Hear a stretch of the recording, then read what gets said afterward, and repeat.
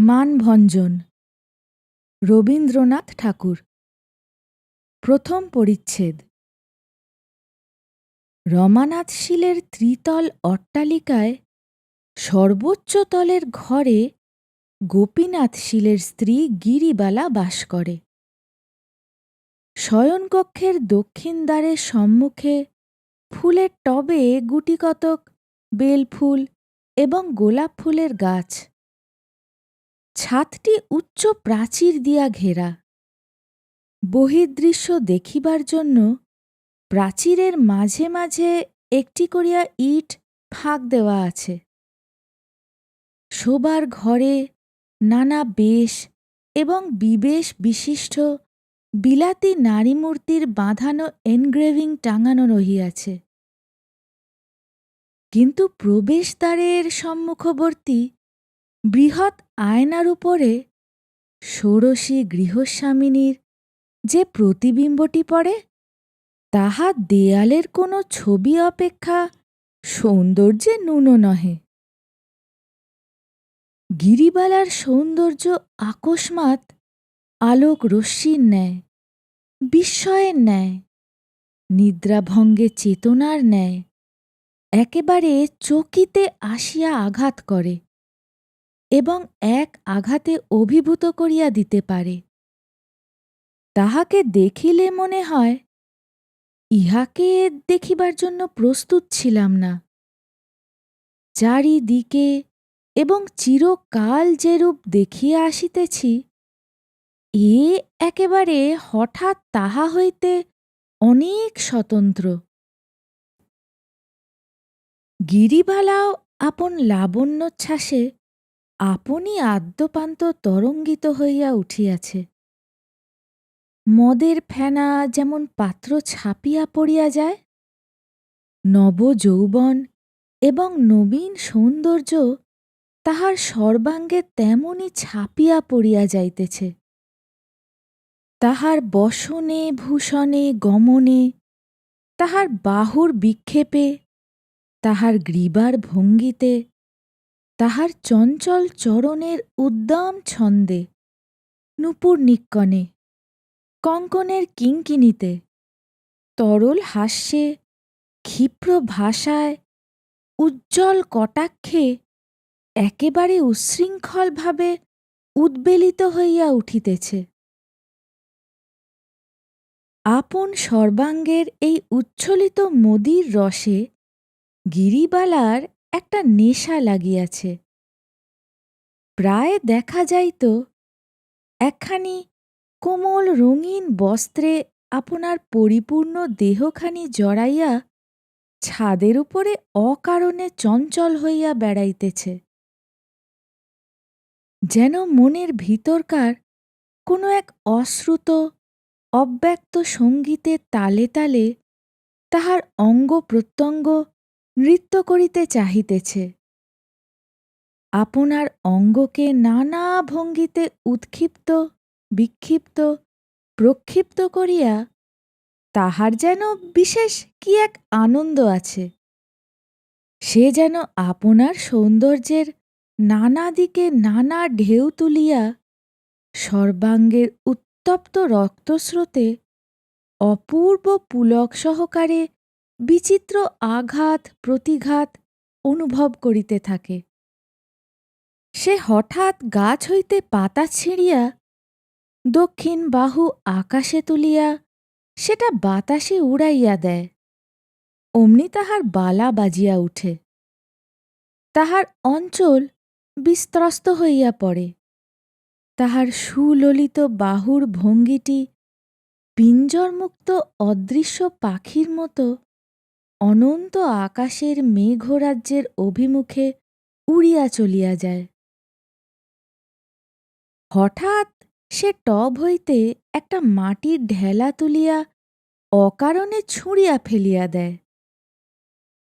চরণাঙ্গুলির উপর ভর দিয়া উচ্চ হইয়া দাঁড়াইয়া প্রাচীরে ছিদ্র দিয়া বৃহৎ বহির জগৎটা একবার চট করিয়া দেখিয়া লয়, আবার ঘুরিয়া আঁচল ঘুরাইয়া চলিয়া আসে। আঁচলের চাবির গোচ্ছা ঝিনঝিন করিয়া বাজিয়া উঠে। হয়তো আয়নার সম্মুখে গিয়া খোঁপা খুলিয়া ফেলিয়া অসময়ে চুল বাঁধিতে বসে। চুল বাঁধিবার দড়ি দিয়া কেশমূল বেষ্টন করিয়া সেই দড়ি কুন্দ দন্তপংক্তিতে দংশন করিয়া ধরে। দুই বাহু ঊর্ধ্বে তুলিয়া মস্তকের পশ্চাতে বেণীগুলিকে দৃঢ় আকর্ষণে কুণ্ডলায়িত করে। চুল বাঁধা শেষ করিয়া হাতের সমস্ত কাজ ফুরাইয়া যায়। তখন সে আলস্য ভরে কোমল বিছানার উপরে আপনাকে পত্রান্তরালোচ্যুত একটি জ্যোৎস্না লেখার মতো বিস্তীর্ণ করিয়া দেয়। তাহার সন্তানাদি নাই, ধনী গৃহে তাহার কোনো কাজকর্মও নাই। সে কেবল নির্জনে প্রতিদিন আপনার মধ্যে আপনি সঞ্চিত হইয়া শেষকালে আপনাকে আর ধারণ করিয়া রাখিতে পারিতেছে না। স্বামী আছে, কিন্তু স্বামী তাহার আয়ত্তের মধ্যে নাই। গিরিবালা বাল্যকাল হইতে যৌবনে এমন পূর্ণ বিকশিত হইয়া উঠিয়াও কেমন করিয়া তাহার স্বামীর চক্ষু এড়াইয়া গেছে। বরঞ্চ বাল্যকালে সে তাহার স্বামীর আদর পাইয়াছিল। স্বামী তখন ইস্কুল পালাইয়া তাহার সুপ্ত অভিভাবকদিগকে বঞ্চনা করিয়া নির্জন মধ্যাহ্নে তাহার বালিকা স্ত্রীর সহিত প্রণয়ালাপ করিতে আসিত। এক বাড়িতে থাকিয়াও শৌখিন চিঠির কাগজে স্ত্রীর সহিত চিঠিপত্র লেখালেখি করিত। স্কুলের বিশেষ বন্ধুদিগকে সেই সমস্ত চিঠি দেখাইয়া গর্ব অনুভব করিত। তুচ্ছ এবং কল্পিত কারণে স্ত্রীর সহিত মানাভিমানেরও অসদ্ভাব ছিল না।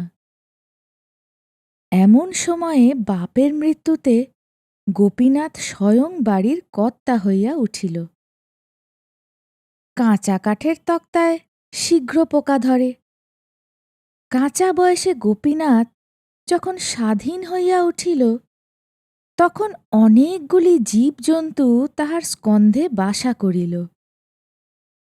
তখন ক্রমে অন্তঃপুরে তাহার গতিবিধি হ্রাস হইয়া অন্যত্র প্রসারিত হইতে লাগিল। দলপতিত্বের একটা উত্তেজনা আছে। মানুষের কাছে মানুষের নেশাটা অত্যন্ত বেশি। অসংখ্য মনুষ্য জীবন এবং সুবিস্তীর্ণ ইতিহাসের উপর আপন প্রভাব বিস্তার করিবার প্রতি নেপোলিয়নের যে একটা প্রবল আকর্ষণ ছিল, একটি ছোট বৈঠকখানার ছোট কর্তাটিরও নিজের ক্ষুদ্র দলের নেশা অল্পতর পরিমাণে সেই এক জাতীয়। সামান্য ইয়ার্কি বন্ধনে আপনার চারিদিকে একটা লক্ষ্মী ছাড়া ইয়ার মণ্ডলী সৃজন করিয়া তুলিলে তাদের উপর আধিপত্য এবং তাহাদের নিকট হইতে বাহবা লাভ করা একটা প্রচণ্ড উত্তেজনার কারণ হইয়া দাঁড়ায়। সেজন্য অনেক লোক বিষয়নাশ, ঋণ, কলঙ্ক সমস্তই স্বীকার করিতে প্রস্তুত হয়। গোপীনাথ তাহার ইয়ার সম্প্রদায়ের অধ্যক্ষ হইয়া ভারী মাতিয়া উঠিল। সে প্রতিদিন ইয়ার্কির নব নব কীর্তি, নব নব গৌরব লাভ করিতে লাগিল। তাহার দলের লোক বলিতে লাগিল, শ্যালকবর্গের মধ্যে ইয়ার্কিতে অদ্বিতীয় খ্যাতি লাভ করিল গোপীনাথ। সেই গর্বে, সেই উত্তেজনায় অন্যান্য সমস্ত সুখ দুঃখ কর্তব্যের প্রতি অন্ধ হইয়া হতভাগ্য ব্যক্তিটি রাত্রি দিন আবর্তের মতো পাক খাইয়া খাইয়া বেড়াইতে লাগিল। এদিকে জগজ্জয়ী রূপ লইয়া আপন অন্তঃপুরের প্রজাহীন রাজ্যে শয়নগৃহের শূন্য সিংহাসনে গিরিবালা অধিষ্ঠান করিতে লাগিল। সে নিজে জানিত বিধাতা তাহার হস্তে রাজদণ্ড দিয়াছেন। সে জানিত প্রাচীরের ছিদ্র দিয়া যে বৃহৎ জগৎখানি দেখা যাইতেছে, সেই জগৎটিকে সে কটাক্ষে জয় করিয়া আসিতে পারে। অথচ বিশ্ব সংসারের মধ্যে একটি মানুষকেও সে বন্দী করিতে পারে নাই। গিরিবালার একটি সুরসিকা দাসী আছে, তাহার নাম সুধ, অর্থাৎ সুধামুখী। সে গান গাহিত, নাচিত, ছড়া কাটিত, প্রভুপত্নীর রূপের ব্যাখ্যা করিত এবং অরসিকের হস্তে এমন রূপ নিষ্ফল হইল বলিয়া আক্ষেপ করিত। গিরিবালা যখন তখন এই সুধকে নহিলে চলিত না। উল্টিয়া পাল্টিয়া সে নিজের মুখের শ্রী, দেহের গঠন, বর্ণের উজ্জ্বলতা সম্বন্ধে বিস্তৃত সমালোচনা শুনিত, মাঝে মাঝে তাহার প্রতিবাদ করিত এবং পরম পুলকিত চিত্তে সুধকে মিথ্যাবাদিনী, চাটুভাষিনী বলিয়া গঞ্জনা করিতে ছাড়িত না। সুধ তখন শত শত শপথ সহকারে নিজের মতের অকৃত্রিমতা প্রমাণ করিতে বসিত। গিরিবালার পক্ষে তাহা বিশ্বাস করা নিতান্ত কঠিন হইত না। সুধ গিরিবালাকে গান শুনাইত, দাসখত দিলাম লিখে শ্রীচরণে। এই গানের মধ্যে গিরিবালা নিজের অলোকতাঙ্কিত অনিন্দ সুন্দর চরণপল্লবের স্তব শুনিতে পাইত এবং একটি পদলুণ্ঠিত দাসের ছবি তাহার কল্পনায় উদিত হইত।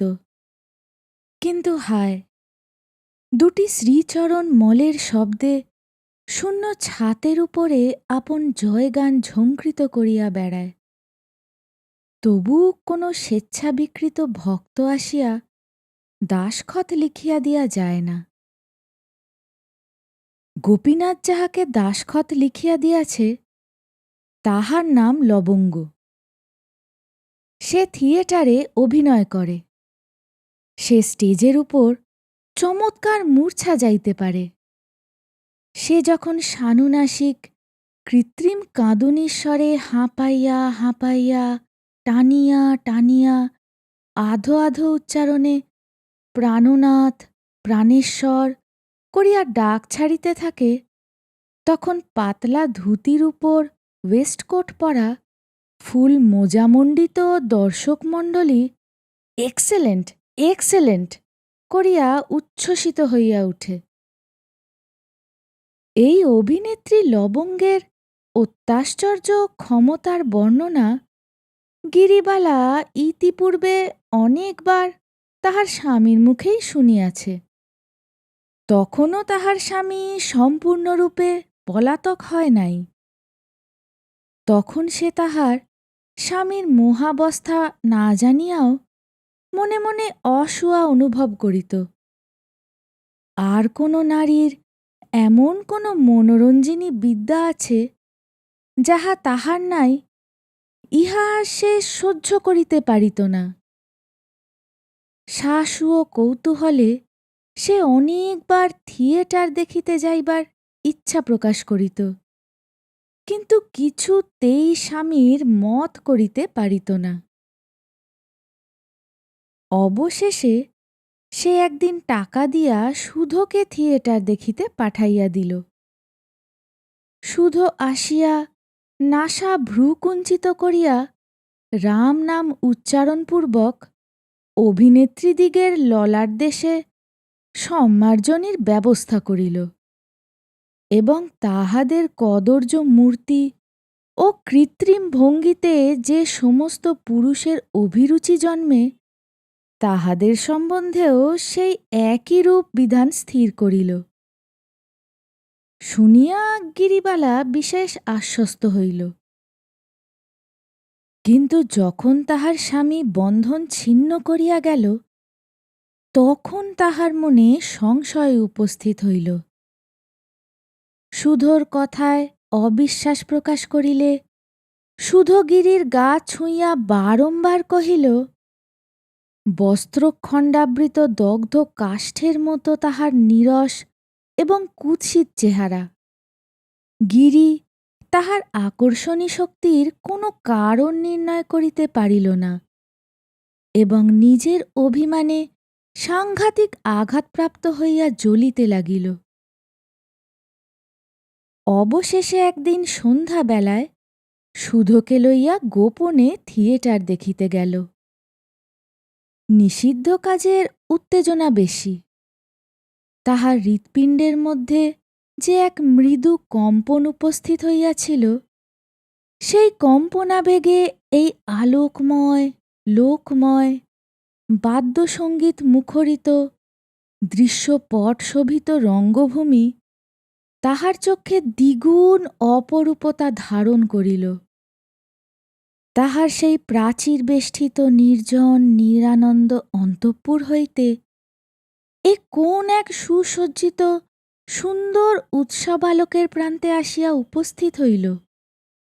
সমস্ত স্বপ্ন বলিয়া বোধ হইতে লাগিল। সেদিন মানভঞ্জন অপেরা অভিনীত হইতেছে।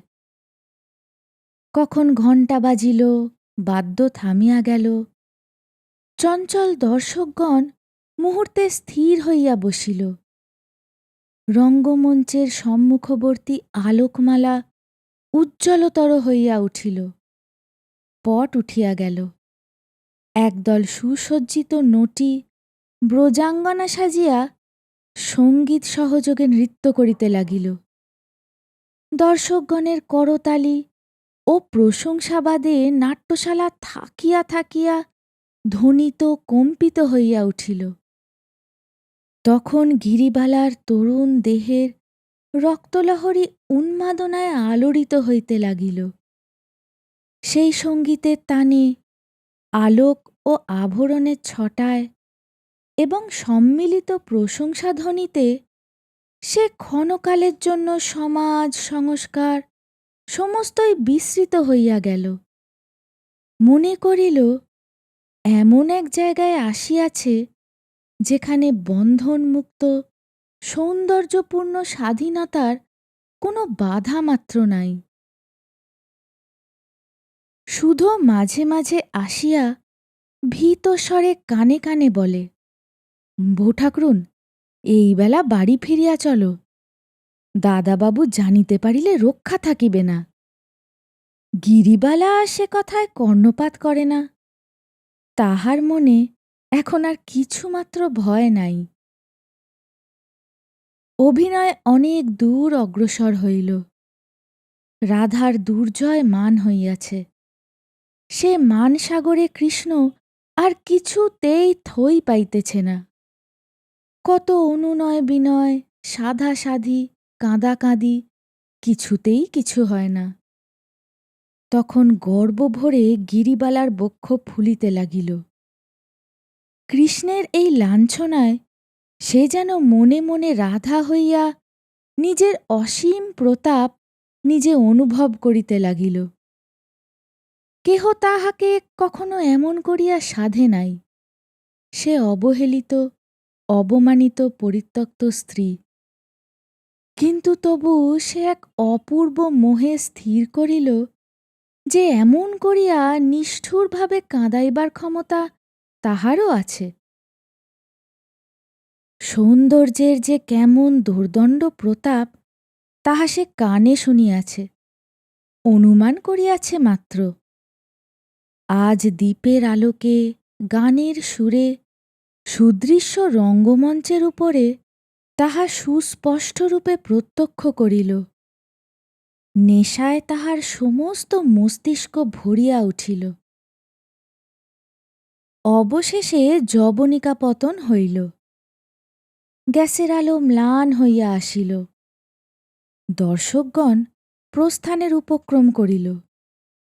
গিরিবালা মন্ত্রমুগ্ধের মতো বসিয়া রহিল। এখান হইতে উঠিয়া যে বাড়ি যাইতে হইবে এ কথা তাহার মনে ছিল না। সে ভাবিতেছিল অভিনয় বুঝি ফুরাইবে না, যবনিকা আবার উঠিবে। রাধিকার নিকট শ্রীকৃষ্ণের পরাভব, জগতে ইহা ছাড়া আর কোনো বিষয় উপস্থিত নাই। সুধ কহিল, বউ ঠাকরুন, করো কি? ওঠো, এখনই সব আলো নিবাইয়া দিবে। গিরিবালা গভীর রাত্রে আপন শয়নকক্ষে ফিরিয়া আসিল। কোণে একটি দীপ মিটমিট করিতেছে। ঘরে একটি লোক নাই, শব্দ নাই। গৃহপ্রান্তে নির্জন শয্যার উপরে একটি পুরাতন মশারি বাতাসে অল্প অল্প দুলিতেছে। তাহার প্রতিদিনের জগৎ অত্যন্ত বিশ্রী, বিরস এবং তুচ্ছ বলিয়া ঠেকিতে লাগিল। কোথায় সেই সৌন্দর্যময়, আলোকময়, সঙ্গীতময় রাজ্য, যেখানে সে আপনার সমস্ত মহিমা বিকীর্ণ করিয়া দিয়া জগতের কেন্দ্রস্থলে বিরাজ করিতে পারে? সেখানে সে অজ্ঞাত, অবজ্ঞাত, তুচ্ছ সাধারণ নারী মাত্র নহে। এখন হইতে সে প্রতি সপ্তাহেই থিয়েটারে যাইতে আরম্ভ করিল। কালক্রমে তাহার সেই প্রথম মোহ অনেকটা পরিমাণে হ্রাস হইয়া আসিল। এখন সে নটনটীদের মুখের রংচং, সৌন্দর্যের অভাব, অভিনয়ের কৃত্রিমতা সমস্ত দেখিতে পাইল। কিন্তু তবু তাহার নেশা ছুটিল না। রণসঙ্গীত শুনিলে যোদ্ধার হৃদয় যেমন নাচিয়া উঠে, রঙ্গমঞ্চের পট উঠিয়া গেলেই তাহার বক্ষের মধ্যে সেইরূপ আন্দোলন উপস্থিত হইত। ওই যে সমস্ত সংসার হইতে স্বতন্ত্র সুদৃশ্য সমুচ্চ সুন্দর বেদিকা, স্বর্ণলেখায় অঙ্কিত, চিত্রপটে সজ্জিত, কাব্য এবং সঙ্গীতের ইন্দ্রজালে মায়ামণ্ডিত, অসংখ্য মুগ্ধ দৃষ্টির দ্বারা আক্রান্ত, নেপথ্যভূমির গোপনতার দ্বারা অপূর্ব রহস্যপ্রাপ্ত, উজ্জ্বল আলোকমালায় সর্বসমক্ষে সুপ্রকাশিত বিশ্ববিজয়িনী সৌন্দর্যরাজ্ঞীর পক্ষে এমন মায়া সিংহাসন আর কোথায় আছে? প্রথমে যেদিন সে তাহার স্বামীকে রঙ্গভূমিতে উপস্থিত দেখিল এবং যখন গোপীনাথ কোনো নটীর অভিনয়ে উন্মত্ত উচ্ছ্বাস প্রকাশ করিতে লাগিল, তখন স্বামীর প্রতি তাহার মনে প্রবল অবজ্ঞার উদয় হইল। সে জর্জরিত চিত্তে মনে করিল, যদি কখনো এমন দিন আসে যে তাহার স্বামী তাহার রূপে আকৃষ্ট হইয়া দগ্ধপক্ষ পতঙ্গের মতো তাহার পদতলে আসিয়া পড়ে এবং সে আপন চরণ নখরের প্রান্ত হইতে উপেক্ষা বিকীর্ণ করিয়া দিয়া অভিমান ভরে চলিয়া যাইতে পারে, তবেই তাহার এই ব্যর্থ রূপ, ব্যর্থ যৌবন সার্থকতা লাভ করিবে। কিন্তু সে শুভদিন আসিল কই? আজকাল গোপীনাথের দর্শন পাওয়াই দুর্লভ হইয়াছে।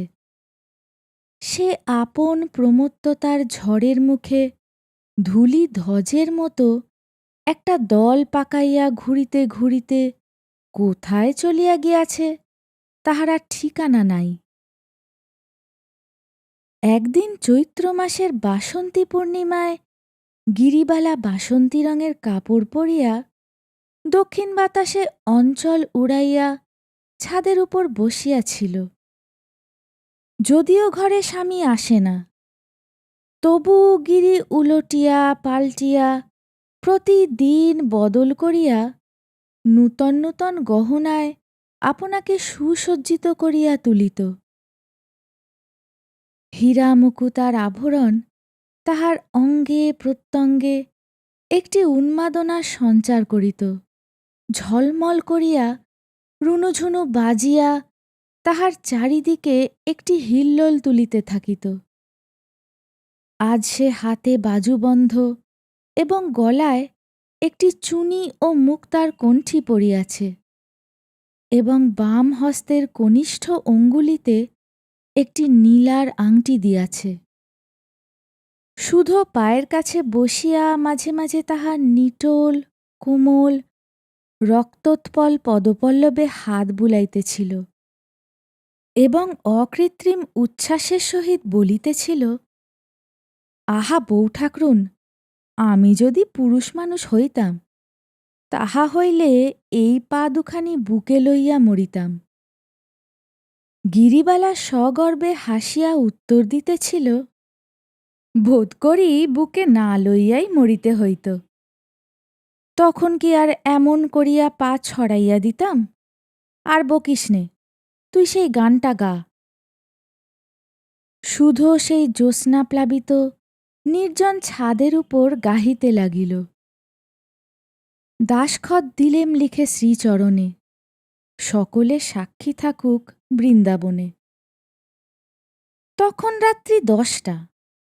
বাড়ির আর সকলে আহারাদি সমাধা করিয়া ঘুমাইতে গিয়াছে। এমন সময় আতর মাখিয়া উড়ানি উড়াইয়া হঠাৎ গোপীনাথ আসিয়া উপস্থিত হইল। শুধু অনেকখানি জিভ কাটিয়া 7 হাত ঘোমটা টানিয়া ঊর্ধ্বশ্বাসে পলায়ন করিল। গিরিবালা ভাবিল তাহার দিন আসিয়াছে। সে মুখ তুলিয়া চাহিল না। সে রাধিকার মতো গুরু মান ভরে অটল হইয়া বসিয়া রহিল, কিন্তু দৃশ্যপট উঠিল না।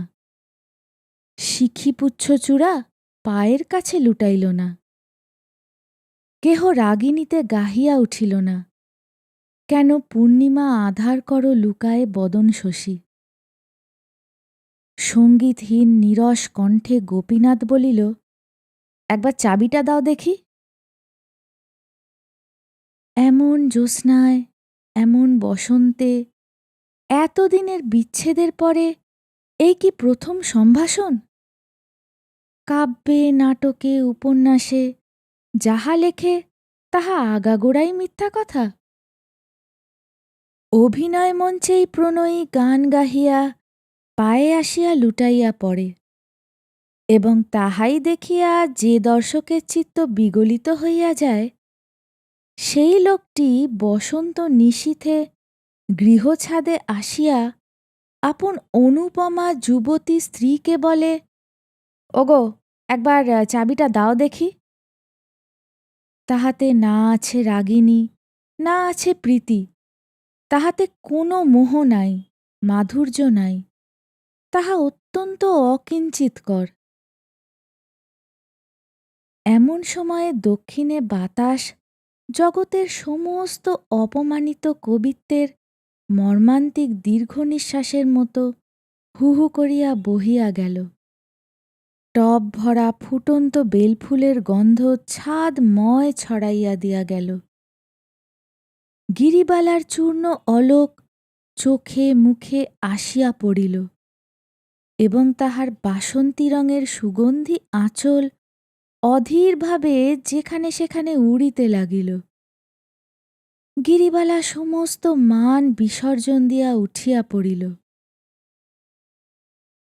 স্বামীর হাত ধরিয়া বলিল, চাবি দিব এখন, তুমি ঘরে চলো। আজ সে কাঁদিবে, কাঁদাইবে, তাহার সমস্ত নির্জন কল্পনাকে সার্থক করিবে, তাহার সমস্ত ব্রহ্মাস্ত্র বাহির করিয়া বিজয়ী হইবে, ইহা সে দৃঢ় সংকল্প করিয়াছে। গোপীনাথ কহিল, আমি বেশি দেরি করিতে পারিব না, তুমি চাবি দাও।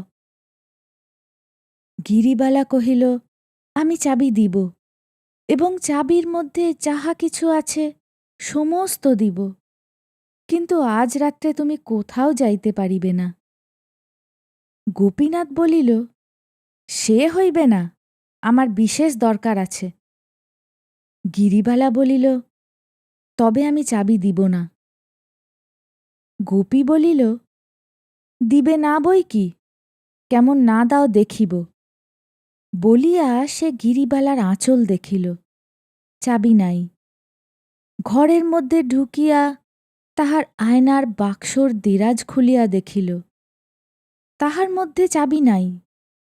তাহার চুল বাঁধিবার বাক্স জোর করিয়া ভাঙিয়া খুলিল, তাহাতে কাজললতা, সিঁদুরের কৌটা, চুলের দড়ি প্রভৃতি বিচিত্র উপকরণ আছে, চাবি নাই। তখন সে বিছানা ঘাঁটিয়া গদি উঠাইয়া আলমারি ভাঙিয়া নাস্তা নাবুদ করিয়া তুলিল। গিরিবালা প্রস্তর মূর্তির মতো শক্ত হইয়া দরজা ধরিয়া ছাদের দিকে চাহিয়া দাঁড়াইয়া রহিল। ব্যর্থ মনোরথ গোপীনাথ রাগে গড়গড় করিতে করিতে আসিয়া বলিল, চাবি দাও বলিতেছি, নহিলে ভালো হইবে না। গিরিবালা উত্তর মাত্র দিল না। তখন গোপী তাহাকে চাপিয়া ধরিয়া এবং তাহার হাত হইতে বাজুবন্ধ, গলা হইতে কণ্ঠি, অঙ্গুলি হইতে আংটি ছিনিয়া লইয়া তাহাকে লাথি মারিয়া চলিয়া গেল। বাড়ির কাহারও নিদ্রাভঙ্গ হইল না, পল্লীর কেহ কিছুই জানিতে পারিল না। জ্যোৎস্না রাত্রি তেমনি নিস্তব্ধ হইয়া রহিল। সর্বত্র যেন অখণ্ড শান্তি বিরাজ করিতেছে।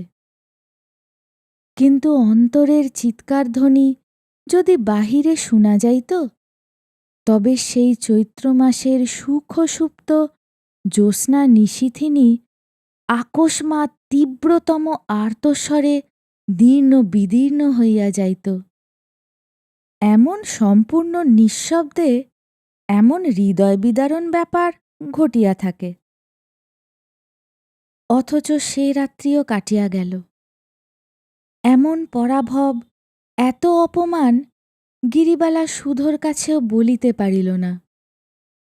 মনে করিল আত্মহত্যা করিয়া এই অতুল রূপ যৌবন নিজের হাতে খণ্ড খণ্ড করিয়া ভাঙিয়া ফেলিয়া সে আপন অনাদরের প্রতিশোধ লইবে। কিন্তু তখনই মনে পড়িল, তাহাতে কাহারও কিছু আসিবে যাইবে না। পৃথিবীর যে কতখানি ক্ষতি হইবে তাহা কেহ অনুভবও করিবে না। জীবনেও কোনো সুখ নাই, মৃত্যুতেও কোনো সান্ত্বনা নাই। গিরিবালা বলিল, আমি বাপের বাড়ি চলিলাম। তাহার বাপের বাড়ি কলিকাতা হইতে দূরে, সকলেই নিষেধ করিল। কিন্তু বাড়ির কর্ত্রী নিষেধও শুনিল না, কাহাকে সঙ্গেও লইল না। এদিকে গোপীনাথও সদল বলে নৌকা বিহারে কতদিনের জন্য কোথায় চলিয়া গিয়াছে কেহ জানে না। দ্বিতীয় পরিচ্ছেদ। গান্ধর্ব থিয়েটারে গোপীনাথ প্রায় প্রত্যেক অভিনয়েই উপস্থিত থাকিত। সেখানে মনোরমা নাটকে লবঙ্গ মনোরমা সাজিত এবং গোপীনাথ সদলে সম্মুখের সারে বসিয়া তাহাকে উচ্চস্বরে বাহবা দিত এবং স্টেজের উপর তোড়া ছুঁড়িয়া ফেলিত। মাঝে মাঝে এক একদিন গোলমাল করিয়া দর্শকদের অত্যন্ত বিরক্তভাজন হইত। তথাপি রঙ্গভূমির অধ্যক্ষগণ তাহাকে কখনো নিষেধ করিতে সাহস করে নাই। অবশেষে একদিন গোপীনাথ কিঞ্চিৎ মত্তাবস্থায় গ্রিন রুমের মধ্যে প্রবেশ করিয়া ভারী গোল বাধাইয়া দিল।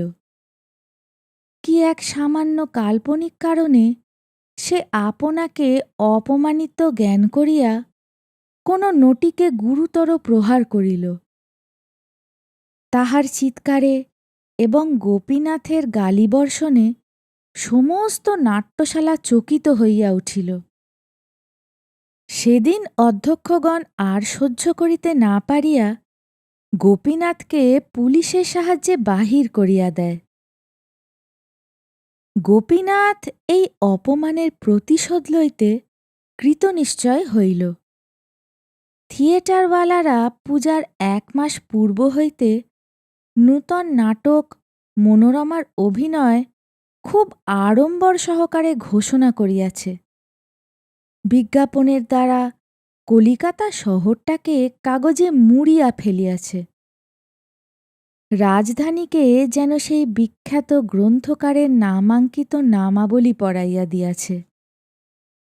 এমন সময় গোপীনাথ তাহাদের প্রধান অভিনেত্রী লবঙ্গকে লইয়া বোটে চড়িয়া কোথায় অন্তর্ধান হইল তাহার আর সন্ধান পাওয়া গেল না। থিয়েটারওয়ালারা হঠাৎ অকুল পাথারে পড়িয়া গেল। কিছুদিন লবঙ্গের জন্য অপেক্ষা করিয়া অবশেষে এক নূতন অভিনেত্রীকে মনোরমার অংশ অভ্যাস করাইয়া লইল। তাহাতে তাহাদের অভিনয়ের সময় পিছাইয়া গেল, কিন্তু বিশেষ ক্ষতি হইল না। অভিনয়স্থলে দর্শক আর ধরে না। শত শত লোক দ্বার হইতে ফিরিয়া যায়, কাগজেও প্রশংসার সীমা নাই। সে প্রশংসা দূর দেশে গোপীনাথের কানে গেল। সে আর থাকিতে পারিল না। বিদ্বেষে এবং কৌতূহলে পূর্ণ হইয়া সে অভিনয় দেখিতে আসিল। প্রথম পট উৎক্ষেপে অভিনয়ের আরম্ভভাগে মনোরমা দিনহীন বেশে দাসীর মতো তাহার শ্বশুরবাড়িতে থাকে। প্রচ্ছন্ন বিনম্র সংকুচিতভাবে সে আপনার কাজকর্ম করে। তাহার মুখে কথা নাই এবং তাহার মুখ ভালো করিয়া দেখাই যায় না। অভিনয়ের শেষাংশে মনোরমাকে পিতৃগৃহে পাঠাইয়া তাহার স্বামী অর্থলোভে কোনো এক লক্ষপতির একমাত্র কন্যাকে বিবাহ করিতে উদ্যত হইয়াছে। বিবাহের পর বাসর ঘরে যখন স্বামী নিরীক্ষণ করিয়া দেখিল, তখন দেখিতে পাইল এও সেই মনোরমা, কেবল সেই দাসী বেশ নাই। আজ সে রাজকন্যা সাজিয়াছে।